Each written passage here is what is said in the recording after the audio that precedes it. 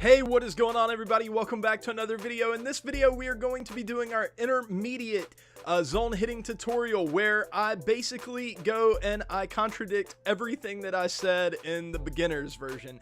Not really. This is just going to be the version where I kind of teach you to take off the training wheels and really start to advance and get better at zone hitting. By the way, happy MLB The Show day, everybody. MLB The Show comes out today at midnight. I'm super excited about it. I will be streaming on this channel tonight. I'm going to start about an hour before the game comes out, just so we can hang out, kind of chill, talk about things, maybe talk about this tutorial a little bit, and then we're going to get right into MLB The Show 19 and play for a few hours. And yeah, that will be the first stream, and I'll be streaming a lot over the course of this month, so be sure to be on the lookout for that. So anyways, let's go ahead and let's get into the intermediate zone hitting tutorial.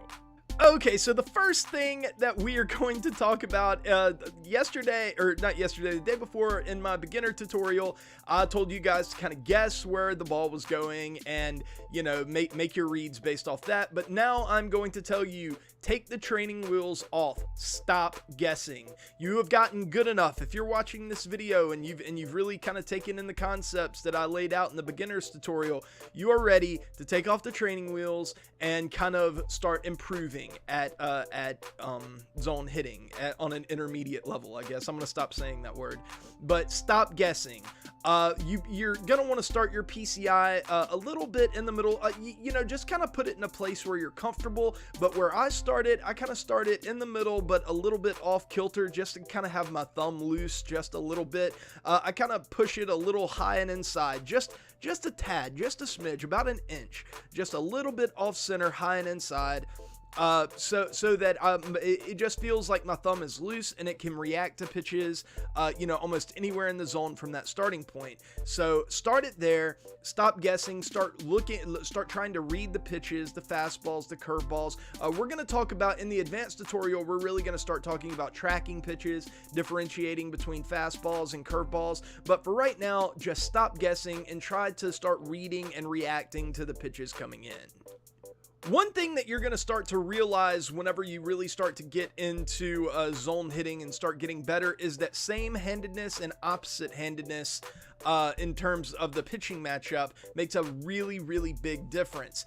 It's very different hitting with a lefty versus a righty than a righty against a righty. And one of the big differences is fastball speed. If you're going against the same-handedness, the fastball is going to get to you a little bit quicker. Not in reality, but just because of the angle that the ball is coming from, you're going to have a little bit less, you're not going to have as much time to react to that fastball as you would if you were a lefty hitter. So you've got to be a little bit quicker with the same-handedness, and that's one of the big reasons why I kind of harped on alternating your lineup and talking about platoon advantages and things like that. Is it's a little bit more difficult for most people. I understand that there are some exceptions, that people that do hit better same-handedness, but for most people it's going to be a little bit more difficult to hit righty on righty or lefty on lefty. So yeah, just recognize that fastball is going to be coming in a little bit quicker, and you might have to, you know, make your reads and reactions. You might have to adjust those accordingly if you're hitting with a righty against a righty or a lefty against a lefty. Another thing to keep in mind is that breaking balls are going to be breaking away from you and not into you if you're using the same handedness as the pitcher. So, and that's a really, really big deal. I try, I'm not always successful at it, but I try to lay off of any breaking pitches on the outside half of the zone, with same-handedness hitters. So any kind of slider, curveball, changeup, any type of off-speed pitch on the outside corner, I usually try to lay off, just because they're so difficult to time up and to hit. Usually what's going to end up happening is you're either going to swing and miss, or you're going to roll over the ball and ground out to the shortstop or the second baseman or something like that. you're usually not going to get a base hit. And really, in general, I try to avoid pitches on the outside corner of the plate unless it's a fastball, you know, that's kind of up and away that I can kind of extend on and I can time it up just right. I don't know how to explain it, but there are just some pitches where you feel like you can square it up on the outside half of the plate, but those are few and far between. Generally, I would say try to avoid pitches on the outside corner of the plate and try to focus more middle in whenever you are hitting with a same-handedness hitter. And on the flip side of that, if you're using an opposite-handed hitter, make the necessary adjustments there as well. Realize that you may have a millisecond longer for against fastballs. You might be able to turn on it just a little bit easier than you would if you were using a right-handed pitcher. Also recognize that breaking balls are going to be breaking into you instead of away from you. And I just know this because I'm this way and most players in MLB The Show are this way. They aren't going to throw you that many breaking balls if you're using a left-handed hitter, just because it feels kind of uncomfortable to throw a slider or a curveball into a guy with the opposite handedness, just because you feel like you're going to hang it every time and they're going to hit a home run.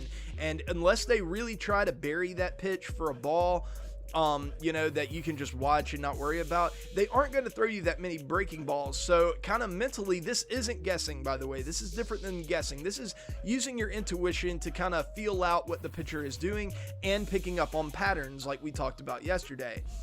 So if you're using an opposite-handed hitter, kind of sit fastball, changeup, because you're not going to be getting that many sliders or curveballs or pitches that break into you. You might get some, and if they hang it, then punish it. You know, you'll know when a pitch is going to be a punishable pitch. You know, if they could throw a curveball and it's hanging up kind of on the inside corner of the plate, and you can just really feel like you can elevate it, then elevate it.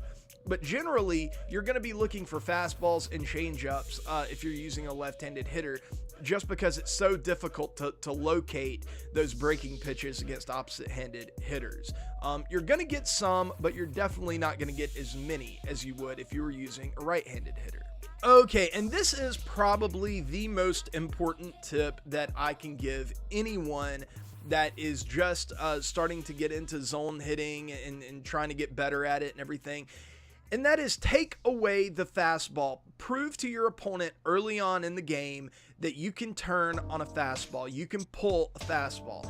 There, especially this year, because pitch speeds are going to be tuned up a little bit at the higher levels, you're going to want to prove to your opponent that you have a quick bat, that you can take away that fastball. If he throws a high and inside fastball, that you can pull it down the line and you're going to be fine. He can't exploit that in your game because your bat is just too quick.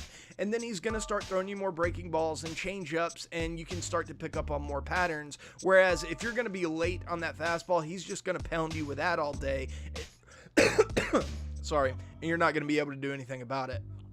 And believe me, using this technique, you might look silly sometimes early on in the game. You might look a little silly. He might throw you a few changeups or a few curveballs, and you might be way out in front on those pitches. That's okay. Don't worry about it. Don't be afraid to look silly on those pitches. What you're trying to do is you're trying to prove to your opponent that he cannot beat you with a fastball. And if you do that for the first 2 or 3 innings, then he's going to start saying, okay, I'm going to have to start leaning a little more heavily on the changeup or the breaking ball, and that's when you can punish him. You know, that's when he'll start hanging pitches and things like that. So you can really, if you take away that fastball, it just opens up so many different opportunities for you to exploit his pitching patterns and to take away an exploit that he might use against you. So first things first, the first thing that you should be thinking about whenever you enter a game is, I need to take away this guy's fastball, especially if he's using a flamethrower like Nolan Ryan or someone like that. You got to take that fastball away. And if that is the first thing that you should be thinking about, the second thing that you should be thinking about is be patient and stay focused. Probably the biggest killer of people that try to use zone hitting, or really any type of hitting interface in general, is that they lose focus and they're not patient at all. They want to try to chase the runs. They want to chase after the game. They want to score quickly instead of letting the game come to them. Be patient. don't be afraid to take bad strikes. You know, if you have a strike on the outside corner, give that to your opponent. He made a good pitch. Tip your cap to him and wait for a better strike that you can hit really hard. Because you're probably, you know, if it's a changeup on the outside corner, you're probably not going to be able to hit that pitch very hard. So instead of rolling over that pitch and giving your opponent an out, just give him a strike. That's better. Give him a strike, tip your cap, and wait for a better pitch to hit.